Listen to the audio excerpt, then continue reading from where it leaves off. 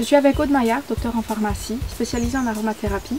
Et donc je t'ai demandé en fait de choisir 3 huiles essentielles que tu penses être les plus simples à utiliser en fait quand on débute avec l'aromathérapie. Alors il m'est toujours très difficile de répondre à cette question, mais je t'ai choisi la lavande fine, le titri et l'hélicryse italienne, que tu connais bien, l'immortel. Ce sont 3 huiles essentielles que tu peux appliquer pures ou diluées sur ta peau et qui ne présentent pas de toxicité intrinsèque. Alors l'huile essentielle de lavande fine, c'est une huile essentielle qui est très polyvalente, une des plus polyvalentes.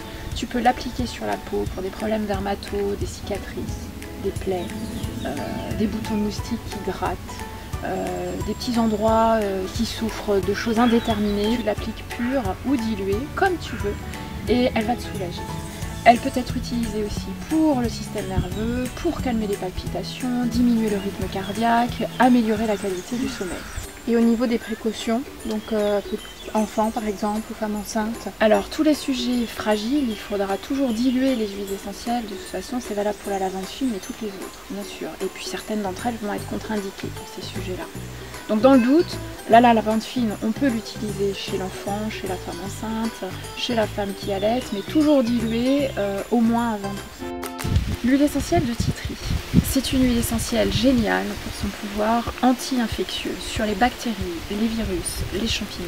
Tu peux la mettre en bouche par exemple sur le dentifrice. Elle va te permettre de réguler la flore bactérienne pour lutter contre les aftes, les caries, tous les maux de bouche.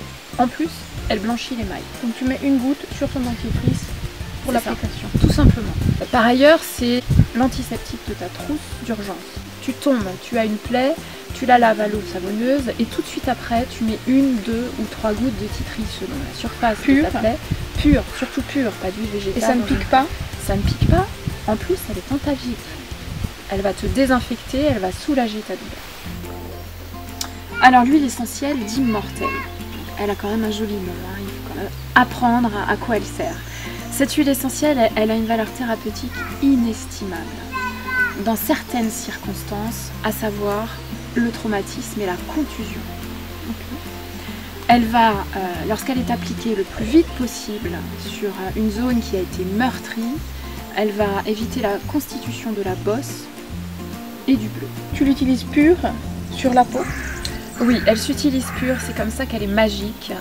S'il y avait une plaie, elle pique un petit peu lorsqu'elle est dans la plaie, donc il faut éviter de la mettre directement dans la plaie, mais tout autour. C'est pas bien grave si ça pique, ça va passer. Alors un autre point fort de cette immortelle, c'est que tu peux la mettre aussi dans ta crème de beauté. Elle va être une huile essentielle anti-âge, anti-rides, et par ailleurs, s'il y a des petits problèmes de coupe rose, elle va les effacer au fil du temps.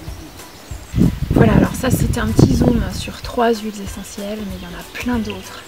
Des huiles formidables que tu peux utiliser au quotidien chez toi.